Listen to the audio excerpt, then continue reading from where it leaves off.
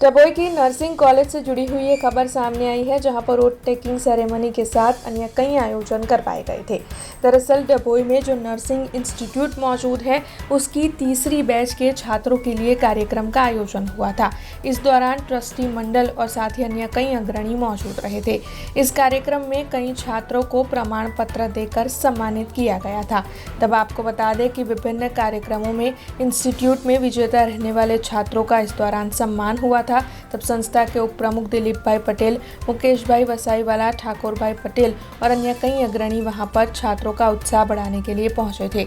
इस दौरान जो कार्यक्रम आयोजित हुआ था, उस दौरान छात्रों ने टीमली नृत्य और नाटिका की पेशकश कर लोगों को मंत्रमुग्ध कर दिया था। आज रोज वडोदरा जिला केळवणी मंडल संचालित एएमसीटी नर्सिंग कॉलेज जेमा ત્રીજી બેચનું ઓથ ટેકિંગ અને લેમ્પ લાઇટિંગ સેરેમની આજે રાખવામાં આવી હતું, જેના અનુસંધાનમાં અમારા ડભોઈમાં વડોદરા જિલ્લા કેળવણી મંડળ સંચાલિત નર્સિંગ કોલેજનો આજે ત્રીજું વર્ષ છે।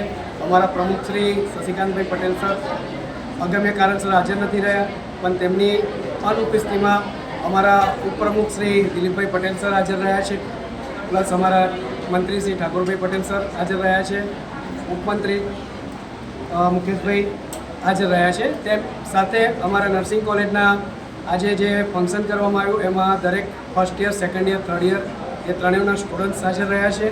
અને આખા વર્ષ દરમિયાન અમારી કોલેજમાં જે પ્રોગ્રામ થયા, કલ્ચરલ પ્રોગ્રામ સાથે સાથે કેમ્પ્સ, એજ્યુકેશનલ જેટલા પણ પ્રોગ્રામ થયા એ બધાનું આજે ઇનામ વિતરણ હતું।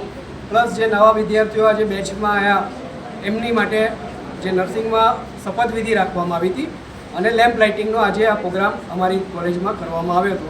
અને આ કોલેજમાં આ પ્રોગ્રામ આવા સતત એજ્યુકેશનલ ચાલતા રહે છે।